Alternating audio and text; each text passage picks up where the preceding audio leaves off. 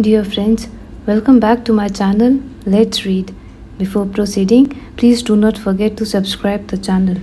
From the timeless collection of Kamla Das, let's read a very touchy story, Leukemia. Let's begin. When he brought his 10-year-old daughter home from the boarding school, he took his wife aside and said, "Do not ever weep in front of the child. She does not know the gravity of her illness." "Dear God, why are you punishing me so merciless?" cried the mother, beating her own brow with the pale, beautiful hand. The man looked at her with distaste. She fully deserved the punishment, he told himself, forcing him to part with his only child when he had not had enough of her prattle, her slobbering kisses at night, her baby smell. He had been against sending a 4-year-old to a boarding school so far away. It seemed so cruel to him and so stupid. But she gave him no peace until the child was taken to the fashionable boarding school and left there. At the beginning of each new year, he took a screaming child in his car to the railway station, while the mother hid herself in the bedroom, giving as an excuse her weak heart.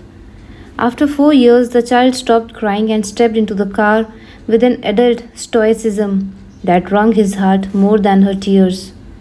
Returning home, he would always hear his wife remark that the boarding school had done the child a lot of good, taught her discipline and the method of eating neatly with fork and knives. During one of the vacations, the child said to her father, "Papa, I'm in a hurry to grow big." What do you want to do when you grow big?" asked the father. "When I grow big, I shall be able to live with you and Mama," she said. At that moment, he hated his wife. He wanted to embrace the child and tell her that he wanted such a life as badly as she did, but he controlled his emotions and merely smiled. When the letter arrived from the Mother Superior, he could not believe that his child was suffering from leukemia. Probably the tests were wrong. Probably she was pretending to be ill, to be able to come home. But how did she fool the doctors? When he lifted the child, all wrapped in a blanket, and placed her lightly on the back seat of the car, he realized all of a sudden that she had not fooled anybody.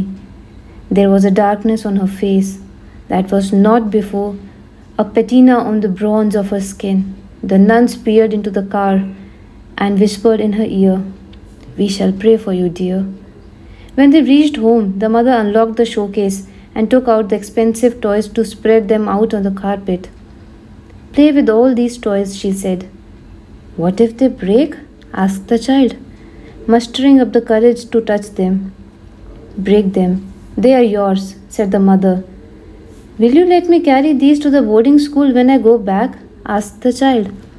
The mother choked down a sob. "We will not send you to the boarding school again," she said.